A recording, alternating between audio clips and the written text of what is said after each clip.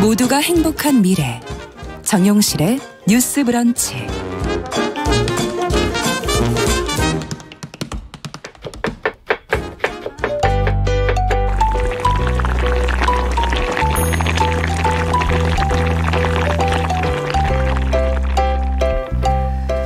네, 저희 건강한 식탁, 식생활과 음식 문화에 관한 정보 재밌게 전해드리는 시간 준비해놓고 있습니다. 오늘도 홍신의 요리연구가 자리해주셨습니다. 어서 오십시오. 네, 안녕하세요. 얼마 전에 다녀오셨잖아요. 그렇죠. 여기저기 네. 미식의 나라 네. 프랑스. 제가 또 먹는데 아주 진심이다 보니 코로나를 뚫고도 사실 뭐 이태리도 다녀오고 야, 뭐 대단하시네요. 했었지 않습니까? 미국도 네. 다녀오고 그런데 그때 이제 먹는 것 때문에 뭐 와이너리도 가고 했었지만 사실 방송에서 이런 얘기를 한 적은 없었던 것 같아요. 맞아요. 근데 이제 네. 프랑스 얘기를 하자고 했던 게 아무래도 미식의 나라이니까. 그렇죠. 미식의 네. 나라여서 사실 먹으러 가십니까? 대부분은 또 그렇진 않아요. 또 네. 쇼핑하러 많이 가시고 볼 게 워낙 많고 네. 거기 뭐 박물관이라든지 뭐 이런 게 너무 근데 많기 뭘 때문에. 어디 가서 뭘 먹어야 될지 잘 몰라서 아마 맞습니다. 못 하셨을 수도 있어요. 그래서 어디 가서 무얼 먹어도 맛있다는 인식이 있는데 사실 프랑스가 이번에 갔더니 약간 어떻습니까? 조금 새로운 흐름이 생겼더라고요. 그러니까 이게 코로나를 지나면서 굉장히 많이 리뉴얼을 한 나라 중에 하나가 되었어요. 그렇군요. 특히 음식 쪽에서 보면 네. 이거를 이제 저는 되게 긍정적으로 받아들이지만 반조리 혹은 완제품 형태의 음식에 상향 평준화가 이루어져 있더라고요. 그럼 무슨 뜻인가요? 좀 그래서 풀어 얘기해 주신다면. 관광객들이 가서 어딜 들어가서 먹어도 다 똑같은 맛에 똑같이 맛있어요. 이게 그러니까 제품, 그러니까 우리가 흔히 알고 있는 네. 봉투만 뜯어서 바로 데우면 되는 제품들이 네. 식당에서도 지금 많이 쓰여지잖아요. 대부분 뭐 흔히 알고 있는 그냥 간편하게 먹을 수 있는 좀 저렴한 그런 식당들이 다 이런 제품들을 굉장히 많이 사용을 하고 있는데 그렇기 때문에 이제 인력이 덜 들고 그렇겠네요. 텔레비전에 많이 나오시는 분들이 많이 주장하는 거 있잖아요. 굉장히 효율적으로 레스토랑을 네. 운영할 수 있는 방법 중에 하나가 이런 것들이에요. 공장을 많이 돌릴 수 있는 그렇군요. 거. 그 대신 이제 약간 맛이 획일화되거나 뭐 그렇죠. 퀄리티가 똑같아지는 그런 단점이 있어서 자기만의 뭔가를 개발해야 되는 그런 식당들한테는 조금 맞지 않지만 뭐 일반적으로 가서 대표적인 음식들을 맛있게 먹을 수 있는 되게 좋은 방법이죠. 프랑스 하면 제일 먼저 생각나는 게 뭐가 있으세요? 저는 빵 종류가 사실 떠올라요. 크루아상. 네. 그렇죠. 네. 프랑스 가서 먹으면 이상하게 맛있어요. 보들보들. 보들보들하고 따끈따끈한데 따끈따끈. 바삭바삭하면서 네. 또 이렇게 버터 풍미가 되게 진하고 맞아요. 이게 조금 옛날에 이제 직접 다 만드는 시절에는 굉장히 편차가 컸다면 지금은 이제 이거를 뭐 휴면 생지라고 얘기를 하기도 했는데 냉동 베이커리가 굉장히 많이 발달을 해서 거긴 또 버터하고 밀가루가 또 유난히 좋지 않습니까? 맛있죠. 좋은 재료로 만든 냉동 생지들을 이용한 그런 베이커리들이 너무너무 많이 생겨서요. 우리 뭐 한국 사람이 가서 관광차 가서 어디 가서. 들어가서 먹어도 다 완전히 월등히 좋은 버터에 월등히 좋은 밀가루를 사용하고 있기 때문에 뭐 직접 뭐 롤러가 필요하고 이런 거 아무 문제가 없고요. 그냥 어디 가서든지 다 균등하게 맛있는 빵을 그냥 먹을 드실 수 있다는 거죠. 있겠군요. 좀 선택에는 좀 더 폭이 넓어졌다고 볼 수 있네요. 맞아요. 네, 그러니까 그냥 상향 평준화라는 거예요. 그래서 어딜 가서 먹어도 다 맛있네라는 말이 나올 수 있는 그런 도시가 되어버렸더라고요. 네. 근데 프랑스 하면은 저는 지금 크루아상밖에 얘기를 안 했는데 네. 모르니까.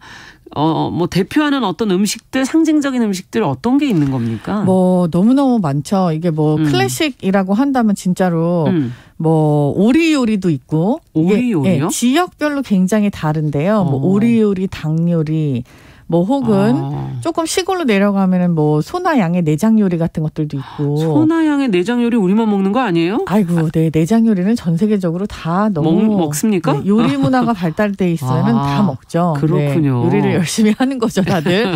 근데 뭐 빵도 마찬가지고요. 근데 그 프랑스 하면 사실 제일 먼저 생각나는 게 아까 말씀드린 크루아상이라든지 뭐 에스카르고라고 하는 달팽이 요리. 맞다. 그렇죠. 프렌치 어니언 숲이라든지 뭐 이런 것들이 있잖아요. 근데 이런 것들을 이제 보편적으로 많이 드시는데 이런 것들은 지금 그냥 어디 가서 먹어도 다 맛있어져 있어요. 그 현지에서 만난 프랑스 친구 그러니까 거기서 나고 자란 그리고 지금 요리를 하는 그 친구가 손을 꼭 잡고 그리고 여기는 참 신기하게 아직도 새벽부터 계속 크루아상을 말아서 손님이 오면 구워주는 집이야 하고서는 데려가는 데는 실제로 너무너무 맛있고 참 신기한 집이지만 오면 바로 구워요? 그렇죠. 좀 기다려야 되기도 하고 그렇지만 장사가 그렇게 썩 잘 되지 않고 왜냐하면 비싸거든요. 그렇겠네요. 그렇죠. 바로 구워주네. 네, 그렇게 잘 되지도 않고 그리고 실제로 그거를 지금은 이렇게 막 알아주는 사람이 또 많이 있지를 않다고 해요. 아, 슬픈데요. 그렇기 때문에 점점 이렇게 처음부터 끝까지 요리를 하는 집들이 사라지는 거는 프랑스도 마찬가지의 추세가 아닌가 싶습니다. 그러면은 앞서 얘기하신 오리나 닭은 어떻게 먹는 거예요? 이게 프랑스에서. 프랑스 오리 요리 그러면 되게 여러 가지가 있지만 뭐 지금은 이제 스테이크 형태로 구운 거 이런 것도 있어요. 근데 이제 기름에다가 조리를 아주 오래 해가지고 먹는 것들도 있고요. 또 오리 간을 많이 먹잖아요. 거위간, 오리간, 네, 푸아그라. 푸아그라. 푸아그라를 위해서 사실 요거를 키우기도 해서 그 키우는 방식이 프랑스의 전통 방식이기는 한데 이렇게 이브에다가 깔때기를 넣고서는 먹이를 계속 밀어 넣어갖고 간을 비대하게 지방간을 만드는 방법이 있잖아요. 그래서 또 뭐 동물학대 논란이 그렇죠, 있었던 거군요. 근데 이게 유일하게 아직까지는 프랑스의 전통 방법으로 그냥 살아 있어요. 근데 요런 오리 요리, 간 요리 빼고도 살을 갖다가 이렇게 눌러가지고 요리하는 요리들도 있고 기름에 넣어서 장시간 조리하는 방법도 있고. 뭐 꽁띵가 뭐. 그렇죠. 네. 그런 여러 가지 방법들로 하는 클래식한 요리들이 있어요. 근데 일단은 뭐 프랑스의 뭐 프렌치 클래식이라고 하면 사실 우리나라에서도 맛볼 수 있는 것들이 꽤 있어서 우리나라에도 프렌치 식당들이 좀 있잖아요. 어떤 걸 먹어야 될까요? 뭐 이런 지금 제가 말씀드린 오리 스테이크라든지 아니면은 뭐 소찜이라든지 고기 요리들이 많군요. 네, 해산물 요리들도 많아요. 이건 그래요? 지역 따라 좀 달라요. 네. 프랑스 가정식 식당이 요즘에 많더라고요. 가정식이라는 걸 내세우는. 뭔 차이입니까? 지금 이런 음식들 아니에요? 프랑스가 음식 문화를 보면 되게 신기한 게요. 코스 요리가 언제부터 있었다고 생각이 되세요? 원래 처음부터 있었던 것처럼 생각이 되죠. 근데 이 프랑스 코스 요리가 되게 재미있는 게 늦게 생겼어요. 한 19세기에. 러시아의 영향을 받아가지고 러시아가 춥잖아요. 네. 각국의 나라의 문화는 사실 그 날씨하고 뗄래야 뗄 수 없는 관계인 그렇죠. 게 러시아가 추우니까 음식이 식는 게 두려워서 그거를 상에다가 하나씩 냈던 게 코스 요리의 시초라고 볼 수도 있어요. 그렇군요. 근데 이거를 프랑스가 받아들여가지고 이거 뭔가 좀 되게 프랑스의 특징 중에 하나가 어떤 기념일, 그러니까 뭐 성년의 날, 결혼식, 뭐 이런 생일 이런 기념일들을 굉장히 성대하게 보내는데 음식 문화에 초점을 맞춰 있잖아요. 귀족 문화다 보니까. 그러니까 이거를 하나씩 내는 게 뭔가 굉장히 더 큰 셀러브레이션처럼 보일 수 있었던 거예요. 길게 또 할 수 있고. 길게 먹을 수 있고. 예. 그래서 이게 코스 요리가 발달이 돼 있는데 이 코스 요리가 발달이 돼 있는 게 귀족 문화고 가정식이라고 친다면 사실 이런 것들을 포함해서 그럼 한 상에 그냥 이렇게 나오는 거예요? 그렇죠. 간단하게 그냥 먹는 것들 그런 음식들이에요. 그러니까 뭐 지역별로 다 다를 수 있지만 한국한테 가장 많이 알려져 있는 가정식 요리 중에 하나가 라따뚜이.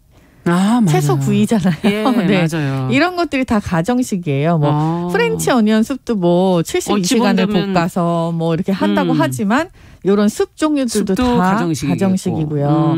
뭐 해안가 지방으로 간다고 하면은 조개나 굴을 이용한 스튜가라든지 이런 것들 다 가정식인 거죠. 네. 그렇군요. 어떻습니까? 이 프랑스의 풍부한 음식 문화 앞서 얘기해 주신 걸 따르면 좀 대중화돼 가고 있는 것 같은데 이게 미식 문화라는 측면에서 본다면은 좀 쇠퇴하고 있는 거로 볼 수 있는 건지. 이게 쇠퇴라고 말씀드릴 수 있을까? 사실 저도 그러니까 제가 처음에 말씀드렸던 것처럼 상향 평준화된 이런 많은 제품이라든지 뭐 테크놀로지에 의존한 그런 맛의 개발 이런 것들은 사실 되게 환영받을 일 중에 하나예요. 왜냐하면은 뭐 경제적인 상황을 많이 고려하지 않고도 많은 사람들이 누릴 수 있는 혜택이 되는 거니까 이런 것들은 되게 좋아요. 그래서 뭐 따끈한 빵을 그때그때 서비스할 수 있도록 한다든지 하는 것들은 정말 너무 큰 혜택이거든요. 근데 이제 한편으로 봤을 때는 뭐 이런 얘기도 해요. 그러니까 프랑스가 인류 문명의 회귀를 한 뭐 그런 나라다 이런 얘기 할 정도로 약간 음식에 너무 치중을 하다 보니까 조금 뭔가 안 맞는 경우도 있었거든요. 그리고 계속 거슬러 올라가다 보면 이런 얘기도 많이 해요. 이태리 사람들이 사실 프랑스 음식 되게 무시하고 많이 그리고 서로 무시를 하는군요. 네, 이태리 사람들이 프랑스 막 너무 과하다. 네. 그리고 사실 너네의 원조는 우린데 왜 니네가 난리냐 이런 얘기도 막 하잖아요. 네, 네. 근데 이거가 사실 이태리에 있는 메디치 가문의 여자가 프랑스에 시집을 가면서 시작이 된 거군요. 그 모든 사람과 재료와 내가 원래 먹던 게 이런 게 있으니 나 이렇게 계속 먹어야 돼 해서 가지고 간 것들에서 음식 문화가 시작됐다는 그런 얘기도 그렇군요. 있거든요. 네. 그러다 보니 이게 원존이 아니냐.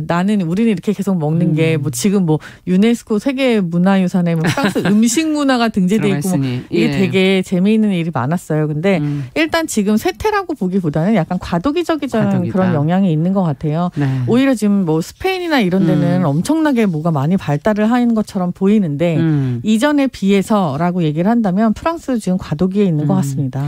자, 이제 한 30초 정도 남았는데 프랑스 또 얘기를 다 못했죠. 미식 여행을 간다면 한 군데 어디를 딱 한 군데만. 제가 30초. 이번에 처음으로 노르망디를 갔다 왔어요. 네. 사람들이 다 시골이라고 여기고 굉장히 프랑스 치고는 되게 아주 단순한 음식을 하고 있는 동네인데 재료가 엄청나게 좋고 이 노르망디 지역의 해산물로 1000년 동안 파리를 먹여 살렸습니다. 네. 그러니까 이쪽으로 한번 돌아보시는 것도 양고기, 해산물 이런 거 드셔보시는 것도 아주 좋은 방법인 것 같아요. 네. 노르망디 추천드립니다. 노르망디 이다도시의 고향인데. 아, 네, 맞습니다. 네. 네. 자, 건강한 식탁 오늘 홍신의 요리연구가와 함께 프랑스 요리의 지금 현 주소 미식 문화에 관한 이야기 저희가 같이 나눠봤습니다. 말씀 잘 들었습니다. 감사합니다. 자, 정용실의 뉴스 브런치 월요일 순서도 여기서 인사드립니다. 저는 내일 다시 뵙겠습니다. 안녕히 계십시오.